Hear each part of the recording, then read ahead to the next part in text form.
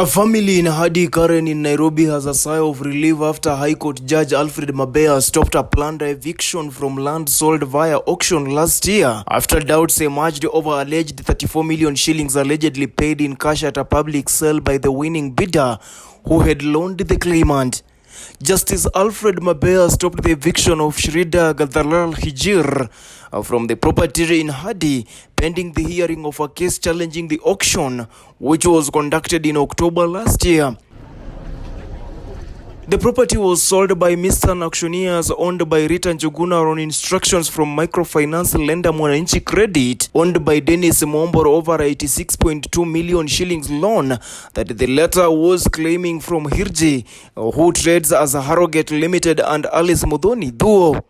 Interestingly, Mwananchi Credit Ltd, the lender to the claimant, participated in the bid and claimed the highest bidder placed a 135 million shillings offer for the property and allegedly consequently paid 33.7 million shillings in cash.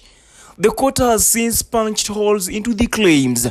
Justice Mabea said he was convinced that the payment in cash for the 25% deposit on the auction property is doubtful because there is no evidence of the source of the money and whether it was eventually deposited in a bank.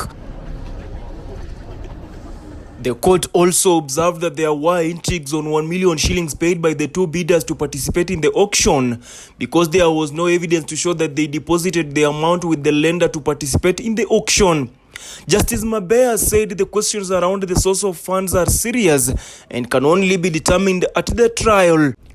The judge said that all that was produced in court are receipts by the microfinancer to the auctioneer. According to the judge, the issues raised are so serious that unless they are properly interrogated at a full trial, serious injustice may be meted out on Hirji. The judge stopped the eviction, saying the owner will suffer harm because they will be dispossessed of their property and the rights of third party might kick in, thus compounding the matter.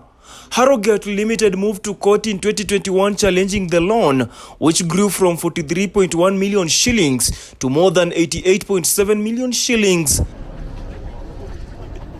Hirji argued that the interest was illegal and against the indiplam rule, which states that the interest stops accruing when it exceeds the principal amount that a borrower was advanced.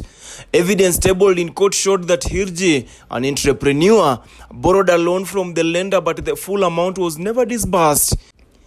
He attempted to stop the auction last year, arguing that the lender structured the loan in a manner that made it impossible for him to repay the debt, but this was dismissed by Justice Mabea. He then went back to challenge the auction over the alleged payment and also argued that the seller never conducted evaluation of the property. The businessman said he did an evaluation which quoted a much higher price than the one quoted by the lender.